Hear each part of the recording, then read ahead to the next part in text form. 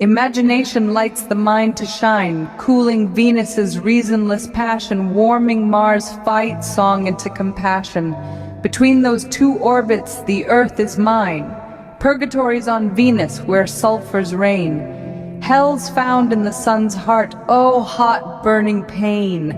Of heaven's sight no one has any idea, for it's the world's best kept secret, Earth's its name. Rascal, Trish, Michael and the Grandmaster sipped from their wine's glasses, toasting the fallen warriors, then turned the glasses over, spilling their contents, placing them upside down on the table, the red wine flowing all over like blood, it then trickling down onto the floor. Trish requested 1 minute of silence, after which everyone yet remained silent and unmoving. Rascal noted to himself that Michael looks as glowing as his archangel namesake. Another minute passed, and still no one had moved or blinked. Then another passed. Strange. Rascal shifted in his chair. Has time stopped? Some more minutes passed. Rascal thinking, what is this? Another minute passed, and Rascal assumed the Grandmaster is deferring to his Commander Trish, for she must be the one to break the silence. Another minute passed, and Rascal sat back, the only one who seemed restless. Trish suddenly unsheathed her sword and swung it through the air, and it surely split some atoms, at least dislodging a few electrons, for there were bright sparks, and brought it down lightning fast, passing but an inch away from the Grandmaster's ear, and then rested it on his shoulder, he not flinching at all. Rascal nearly jumped out of his chair. Trish spoke unto the Grandmaster. This shall be my last command to thee, glorious master. Rise, my equal, as the 10th degree Grand Master of the Western Empire. I shall take the Eastern. I have much to learn there. You report only to Thomas Vale, as do I, on conspiracy matters, otherwise only to goodness. The new 10th degree master rose, letting some seconds go by. Not this again, Rascal thought, tensing up a bit. But not another second passed, then did the master pull out his sword so quickly that Rascal could hardly follow it, and swung it toward Rascal's ear, creating a breeze as it stopped and came to rest on his shoulder. Rise, Rascal Puff, as a 4th degree field leader, work in between toes, with also have the honor of the butterfly and dragon master, larger kind of butterfly. I raise you straight level 4 since already know you many everythings, plus show courage to end and good sport be. No worry, you soon go beyond 4th degree of gravity to be charge of electricity, then feel attraction of magnetism. Good you not move, save ear for here. Rascal rose and said, butterfly honor? Yes, one flap of wing change course of history. I've heard about the butterfly who caused a hurricane, also caused himicane. Yes, I'll see it true. Now Trish, I thank you deep.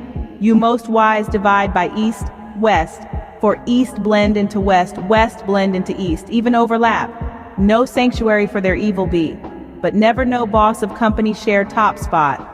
We are more than a company, and rather are in good company as friends and now as co-leaders. It was Frederick who told me about the transition of east into west.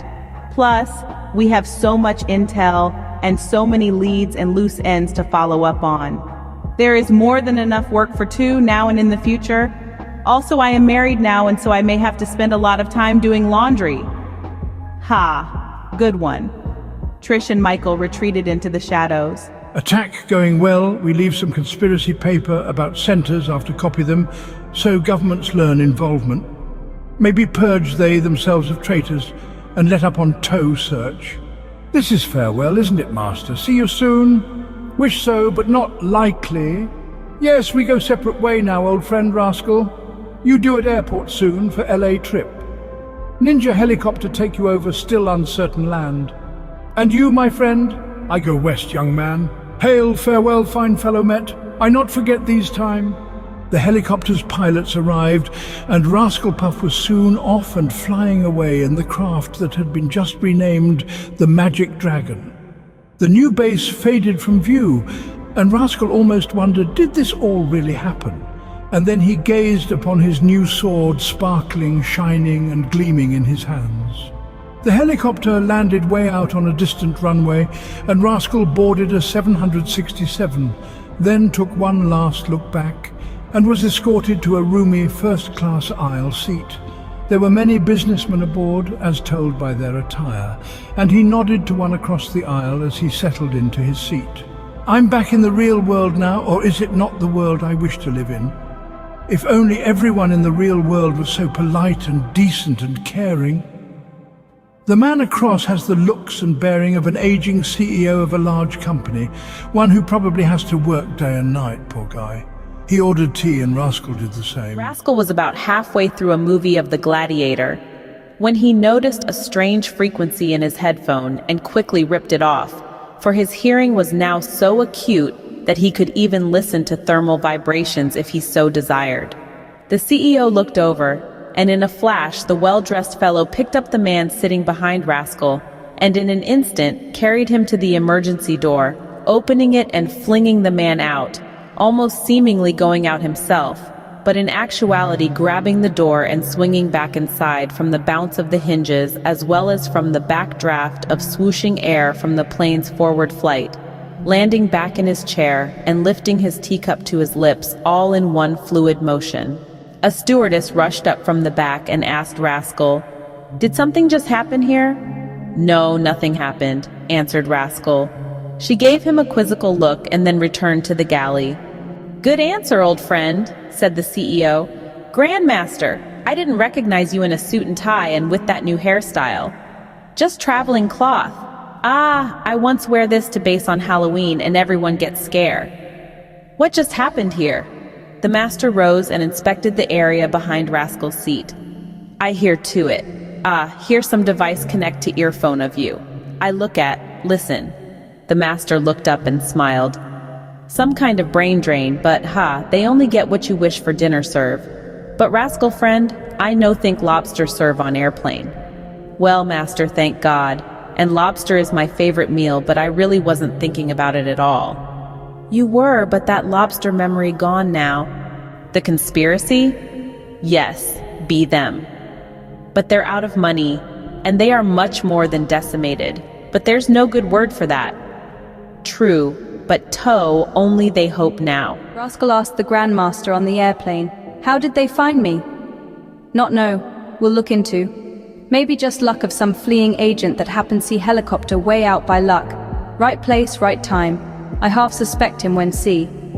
Rascal added, "Then fortune fall. Big bad luck arrive. Wrong place, wrong time. Our friend, you talk the talk. How did you suspect him out of all these people?" "Easy, only person sit behind you." "Are there any more of them on board?"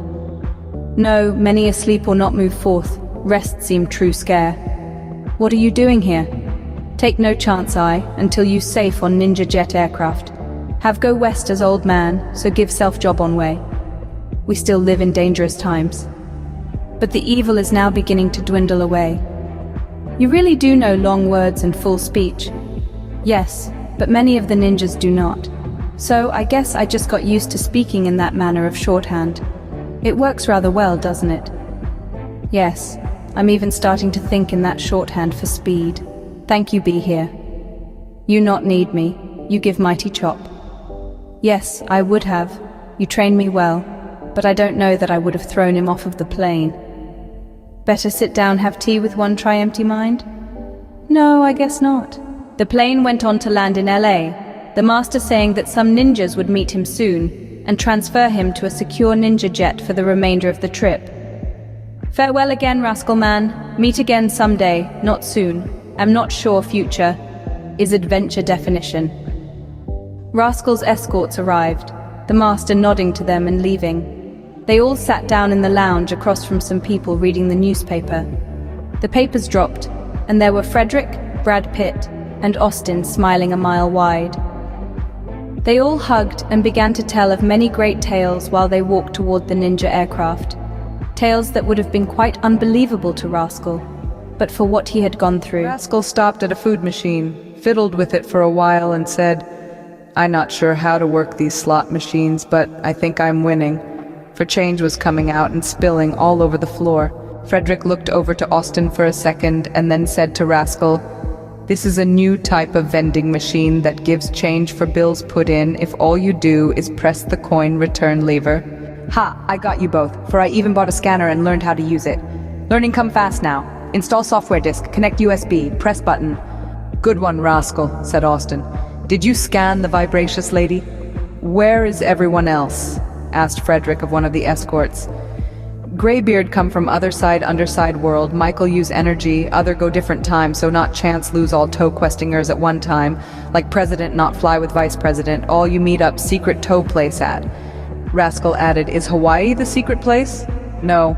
They boarded a small but sleek black ninja jet that had a missile under each wing. Rascal asked, what do you mean lose all at one time? Never know future, could be happen. The obviously Hawaiian flight crew of stewards and stewardesses came aboard. Are we going to Hawaii? Asked Rascal of one of them. No, but destination classified, no more question. The jet lifted off to the west and ascended high into the sky, higher than most planes did, much above the clouds, and then leveled off, flying into a moonless night. Drinks were served, and soon afterwards a lobster was served to Rascal, a roast duck to Frederick, and lamb chops to Austin. Do you crew guys know everything? Asked Rascal. Of course not. Not even understand any kind theory of everything. Rascal just sighed and enjoyed his meal. It was about 3 hours into the flight when the plane dropped beneath the clouds, descending rather rapidly. An announcement from the captain came on saying, everything fine, wear triple strap seatbelt. They had hardly gotten them on when the plane went into what might be called a free fall. All exterior and interior lights suddenly going off as well, with gravity soon increasing 3 times over as the jet slowed its descent. An announcement reported, everything fine, no worry. The tow questers looked out the windows and saw the deep black nothingness of the ocean rising up to meet them, identifiable only as dimly lit by starlight, when their sharp vision became accustomed to the blackness within and without. The plane suddenly leveled off, as if it were in a landing pattern. There's nothing out there, said Frederick. No islands, no lights, nothing but water. Rascal added, none on this side either. Hawaii would have been another 2 hours, right, Austin? The ocean swept by only 500 or so feet below. Indeed, answered Austin. We seem to be landing on the ocean. Brace for landing, said the announcement. The jet's wing flaps flared, as could mostly only be felt, as the plane then almost seemed go into a stall. But then there was a very quick stop and a rebound, as the tail hook caught on the landing cable of the Black Ninja aircraft carrier. What in the blazes of glorious ninja swords? Exclaimed Rascal to the pilot, who was now coming down the aisle. Security! Prove no one follow. Beside, you need couple-day rest after recent war. Welcome, not Hawaii. Thanks, they all said in unison. The tow questers got out, and still they could hardly see the carrier deck, but they had all practiced walking in the dark and went forth quite smoothly. A hatch opened, and they went in and downward, toward and into a dimly lit hallway. A man carrying what looked to be large bags of money bid them ever onward. Profat, they all said at once. What are you doing here? I flew in without a plane. Come on in, have a seat. It's a long story. They caught up on each other's adventures over the next 2 days, the aircraft carrier not going anywhere, and enjoyed the ninja hospitalities. It feels like home, doesn't it, Frederick, this carrier base, said Rascal. Yes, I've grown fond of these good men and women and their ways, but I suppose we have to move on to where nobody awaits us, and try to get a better handle on this true tow we've discovered before the world boils away. We were just plain lucky on our CMBR trip. We can't just do random fiddling on the antenna anymore. We might even take ourselves out of existence thereby, but if we had a better light-bending suit... Rascal quickly turned around when he heard his master's voice, but he was only there on the internet iChat, the master teaching and giving a brief introduction to consciousness as follows. Not know all answer of consciousness, it last frontier, DNA blueprint, protein folding, simple in compare. It seem human be electrochemical machine, aware robot. Action depend but on memory, association and behavior learned, for who can will the next surprise thought that become. Good learn than good man. But consciousness seem above, beyond all understand. Many try dissect it, confine it, reduce to other thing, but it remain intractable. I did learn non-local reality, quantum mechanics, a long way of study, even investigate awareness itself, that overlooked, unnoted, I that only see contents of mind, but itself not be content of anything, for it be not object. Is more like water in stream where thoughts swim. It seem we are awareness, but not too much note see in which we see, baffling magic. Now I not body, I not thought, so what be I? I be not object, seem like witness that far from stage of play in mind, hard to know. I am universal subject, I am cosmos. The Grandmaster continued his talk on the internet iChat. Consciousness might be agent which focus spread out quantum wave of existence, but I exceed quantum physic realm. All become fuzzy there, have nowhere else go, so go back to intrinsic vision of mysticism, meditation. Learn that maybe awareness be intrinsic path to ultimate info from inside, some spiritual gaseous state, and that outside reality be extrinsic path, seem at limit for same info from out there, some frozen matter state, very confused. So I make guess consciousness always associate with brain problem affect consciousness. So then figure consciousness brain higher part should be. Sorry, but must go. Do work, have new job, work night and day for some time, but still teach some class. This homework do. Notice consciousness, look into it, find what is. Toward sunrise, the Toequesters were urged to come up to the landing deck for a farewell ceremony. There were some puddles up there, even though there was not a cloud in the sky, and indeed, as they'd assumed, there was nothing but ocean all around them and all the way out to the orange and circular horizon. They all noted some brand new cruiser boats on deck. We get many new equipment now, explained a ninja. Can we have a look at them? Asked Frederick. Sure, after ceremony over, we plan serve farewell breakfast in there. The ninjas all stood at attention as a flag with Toe 2 and Tot written on it was lowered.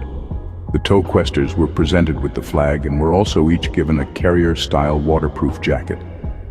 Some words came out of a loudspeaker that, in summary, wished the Toequesters well in their toe quest, and that the long-term future of the word now rested on their shoulders.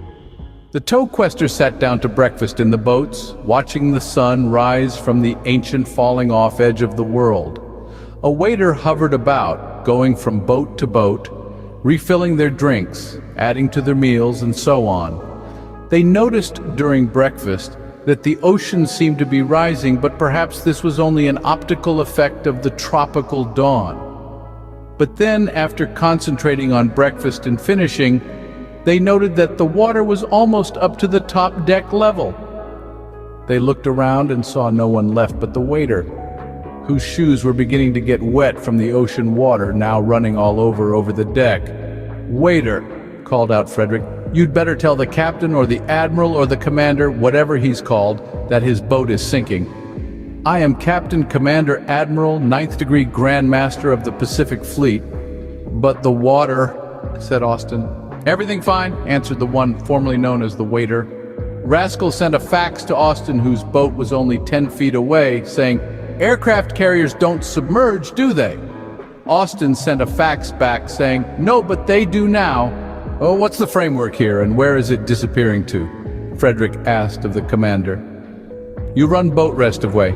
Follow heading writ there. Different one each of you. Bon voyage. Need you alone time with self after many crowd. Only 1,000 mile to tow place. Be well, write postcard, be dry with jacket, sail forth, see you." The water was up to the commander's knees now, and the aircraft carrier was completely underwater but for its bridge tower. "Thanks for your hospitality," said Frederick. "Where's your ship going?" The water was up to the commander's waist now, and the Toequesters' cruise boats had begun to float on their own. "We submerge in day like submarine for be secure, or when not much happen. Give you surprise boat excitement as gift, plus it more secure way. I go down with ship, swim to bridge hatch. Be sure use suntan oil provide or stay canopy. Save world. Bye, so long. Fare thee well. Au revoir. Bonjour. Toodaloo. Nice know you. Have enjoy. Be well. Gonzville." The Toequesters, Austin, Rascal, Brad Pitt, Frederick, and Profbat, all waved goodbye and headed off together, eventually following their differing headings off into their slightly diverging directions. Brad Pitt asked for direction and a script, but found out that he'd have to wing it through real life now. The ocean spray was exhilarating and cooling throughout the day, and the cruisers really moved along, throbbing with power.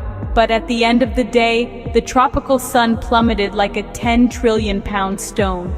The moon wasn't up yet, and so they were all soon enveloped by the absence of light, and thus were absorbed into the overwhelming nothingness of the darkest night that they had ever known, since looking for a black cat in a coal bin in a dark basement during a power outage. Above them, fires burned the stars away. Below them, the earth turned under their feet. Within them, unworded dreams haunted their souls. Around them, night poured blackness on the waves. Still excited, their dopamine systems running wild, they strove on, each on their own course, stopping often to view the stars as they'd never ever seen them before. All was so very quiet when they paused to stargaze. Starlight stabbed the utter darkness of night, causing many new ideas to wink and form in their joined minds as sparkling thoughts lit from the universal flame, as all the while the cosmos played rhythm to their merged and singing souls. For out there, deep in the vast darkroom of the seemingly endless void, came the starlight from which the human race had flashed into being.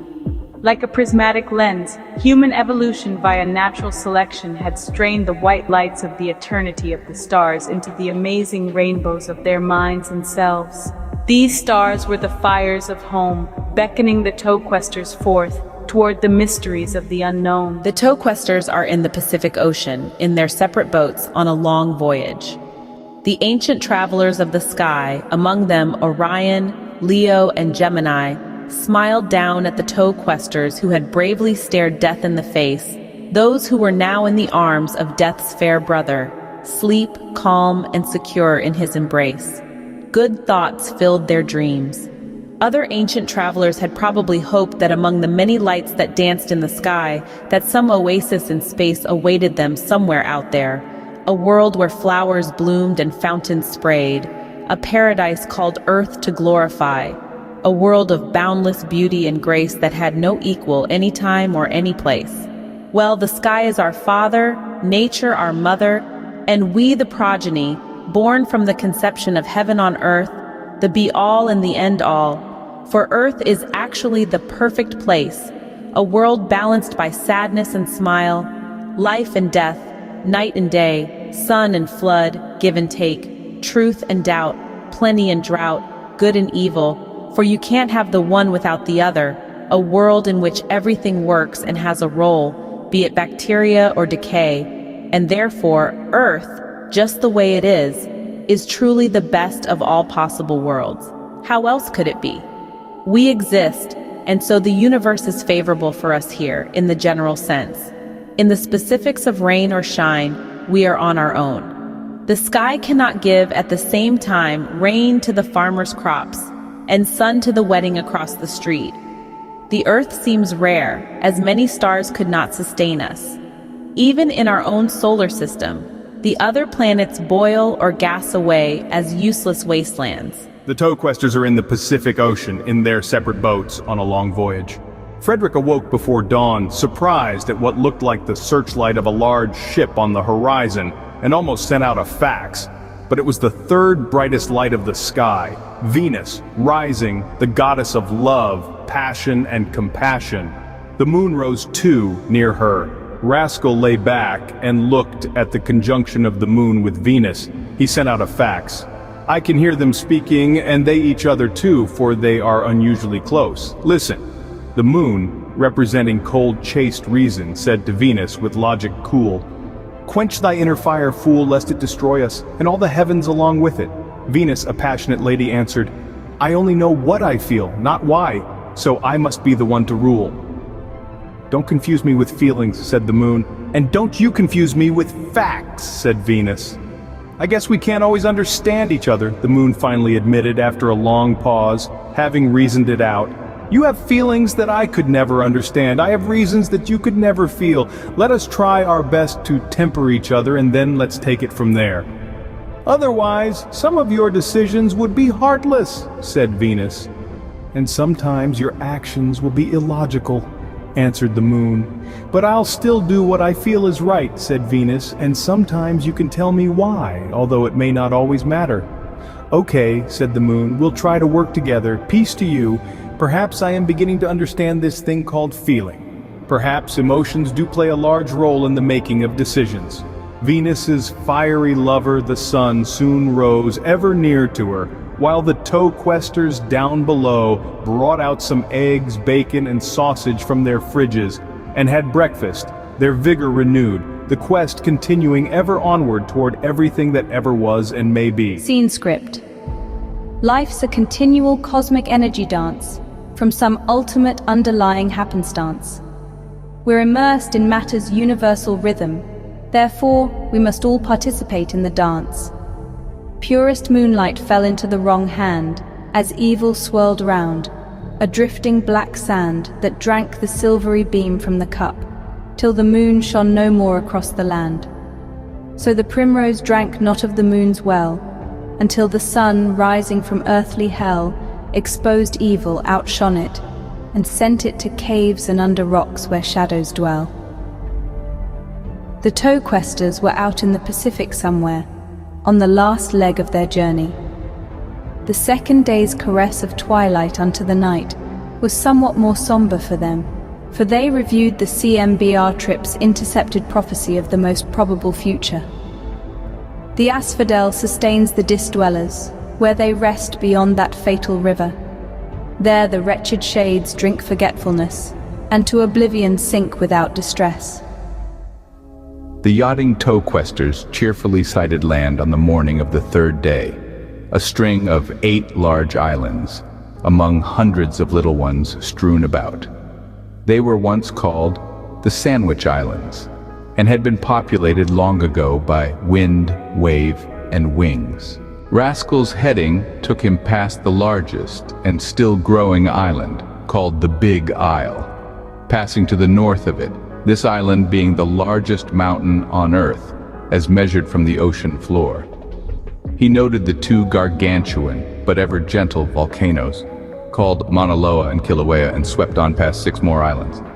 Prof. Pat's route took him to the surfer's paradise on the venerated north shore of the most populated island that was known as the Gathering Place. The waves there were of the most fearsome intensity ever to break across a coral reef. He roared ashore on one of the larger swells and was quickly surrounded by well-tanned, 3-looped string bikini girls. He got out and kissed the sand. Frederick's course took him south around the Big Island and onward past 4 more, during which he noted the whales frolicking and spawning and making large waves. He landed on the 6th island, next to an extinct volcano whose profile was well known. Therein lay the home of Pele, the fire god, his tears left behind as diamonds in the crater. Austin's path curved around in between the first 5 islands. Greybeard passed a large bay on the 6th, noting a memorial in which 1,500 sailors lay entombed. Rascal sent out a fax. What was that gigantic monolithic volcanic wonder that I passed as first land? That was Hawaii, answered Prof. Pat. We all passed it. Guess we're really not going to Hawaii, sighed Rascal. Rascal, faxed Austin, you may still go to Hawaii. The state of Hawaii is an archipelago of 8 main islands, the largest of which is called Hawaii, on which many live near the ocean, about the volcano's bases, but it's not highly populated. It, like the main island Oahu, is a county of Hawaii, as are the others. Kahulawe, once a military bombing range. Lanai, a large Dole pineapple plantation. Maui, another up-and-coming tourist paradise, home of the Halekala volcano. Molokai, once a leper colony. Oahu, what people think of as Hawaii. Kauai, a quiet honeymoon retreat where South Pacific was filmed in the 50s. And finally, Niihau, a privately owned and forbidden mystery island that has been closed to outsiders for centuries, also known as the Forgotten Island, and it is frequently omitted on tourist maps. Oh, answered Rascal. I'm destined for Niihau. Good luck getting in there, advised Austin. Prof. Pat carried on with the girls for quite a while. one of whom took him aside into some bushes and gave him many kisses, she saying, "Don't waste your kisses on the sand," and then noted, "I must double check. What is your name?" "I am, Hubba Bubba." "That was good, some kind of professor of something." "Named? Accounting." "You are Professor Accounting." "No, I am Pat, Profat." "Good. I read your exploits. You're my hero. Here is a map to the Toe Research Center. You'll like it. It has been greatly upgraded and renovated. Please read and destroy the map now." "Okay, got it," said Prof Pat as the map went up in smoke along with a cigarette. "Oh, Prof, king of intertwined strings that I adore, kiss me a few goodbyes for now. I shall see you again. Here's a copy of my new book, A Farewell to Arms. It's all about future warfare being conducted only by robots. Prof, my love, give me your arms already." Prof Pat kissed her about 1,000 times and then floated off on his opiate endorphins to rent a Suzuki motorcycle at a roadside hut, after quaffing a few liquid tropical refreshments. He headed south through the very center of the island, towards the misty Coolau mountain range. Frederick came ashore at Waikiki Beach, an Egyptian lady, welcoming lady, hailing him as the king of the pyramids, her actions akin to Prof Pat's lady. He observed the toe map, burned it, gave her a copy of his new book, searching for a tripotamus or a pentasaur or a sexagon because the Cyclops has no depth perception, and had a breakfast of duck eggs, bacon and toast at Smorgies, sitting outside with the birds that pecked all around at every fallen crumb. If ever the twain of the East met West and even overlapped it, Oahu was the place. Frederick explored Honolulu a bit and then passed through the International Marketplace, a bazaar that was pretty much built into the trees and large plants. Overwhelmed by the scents, sights, and the friendliness of the people that was so lacking in other countries, Frederick sat down on a bench and talked to everyone and even to a chatty bird for a while, then rented a Bridgestone motorcycle and drove off along the Aliwai Canal and headed north towards the mysterious Manoa Valley. Austin landed on the eastern shore, rented a Honda motorcycle, and headed up toward the Pali Lookout, stopping at the old swimming hole and diving from the cliffs into the base of a waterfall, and then continued on, refreshed. Graybeard landed near a hotel, dove into the surf, and surfaced in the hotel lagoon. He was greeted by the goddess of love and passion fruit, who looked a lot like a mermaid he'd once known in Australia. She hailed him as the champion of evolution, electrical master, and the greatest pirate of the sea. She embraced him 100 times over and under. Graybeard read the map, roasted it, gave her a copy of his new book, The Joy of Underwater Creatures, and then ordered drinks for them, resting and surveying the scene, and then was off to rent a Kawasaki motorcycle. Rascal, sighting Nihao, passed by some patrol boats that seemed not at all alarmed, and docked on the forbidden shore, and was soon met by a sweet and loving Hare Krishna-looking girl who hugged him many times over in every way, in every dimension. "Would you like to attend our feast?"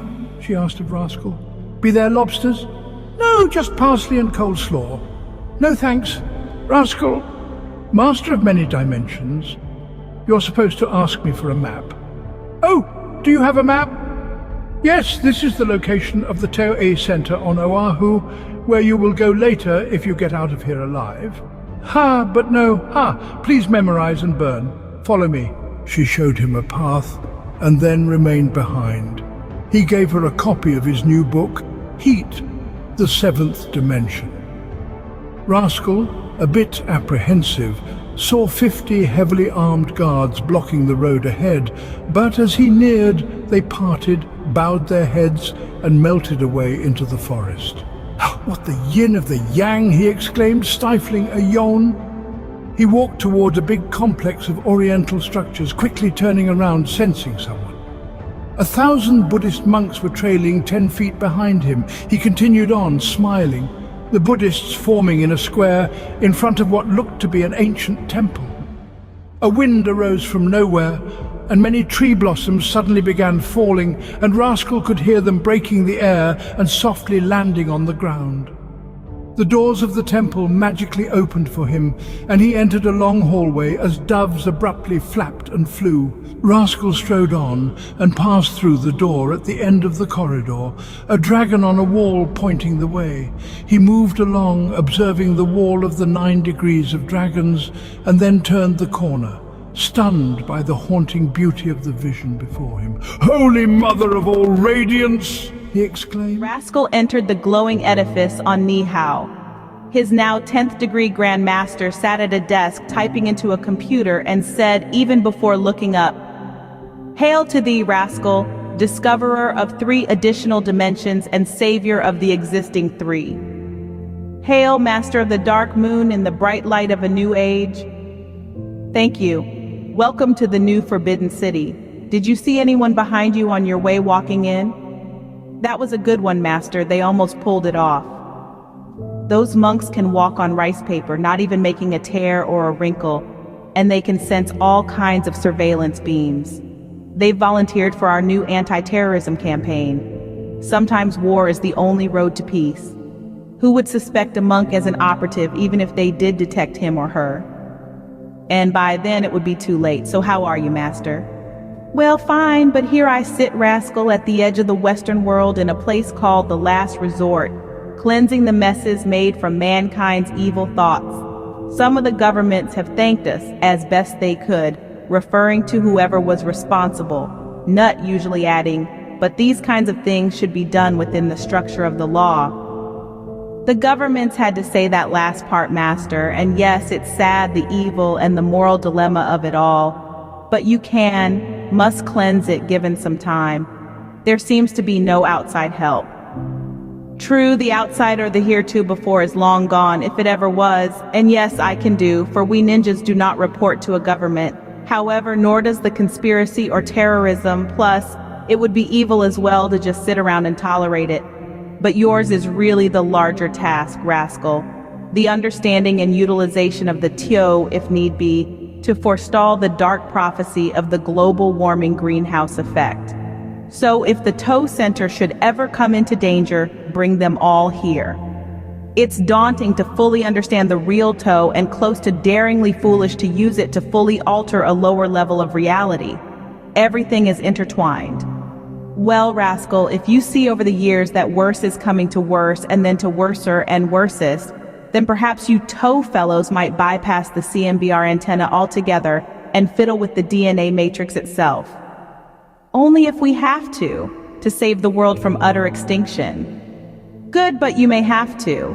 The long sought-after Northwest Passage has just opened up due to melting ice, so it is a fable no more. Only a few decades left. Or less. Methane is rising from Siberia. Sad but true. On Oahu, Hawaii, in the mountains, nobody nowhere appeared from the mist, alias Raven Knight, and said, "Your rooms are ready, we have all new equipment, we'll work here on and off as the risk of exposure is much less. Pick a home for your families or friends, all expenses paid. Feel free to roam the islands, but stay alert and employ your new skills. Hear what makes little sound, see what isn't all there, in fact sense all emanations. The world is still very much interested in the Toe. We've left Austin's Overlook as it was 30 years ago, but have added a railing around it, for we wouldn't want the ground to rise up to meet you. Also, here's a copy of my new book, From Here to Maternity, The Conception of the Universe." "Who could conceive of that?" asked Prof Pat. "Lady Yin and Father Yang. And what were they doing at the time? Meshing around with their gears, making little dots? And where did they come from?" asked Frederick. "Mother Tao and Father Oat." "Oat is Tao backwards, nobody, you can't fool me," commented Greybeard. "Reality runs backwards and forwards, with us at the cusp," Greybeard replied. "I'll drink to antimatter and Uncle Matter. Cheers, everyone. Wine and cheese are on the table. Let us all raise our cusps," toasted Greybeard, "to saving the world." "That is our bond and destiny," added Nobody, getting serious again. "The world needs us." "Are we nearing the end of the story?" someone posted. "Yes and no, but maybe. Welcome, Toe Questers, to the present day. The greatest of all quests soon begins, for we are now the butterflies at the edge of forever.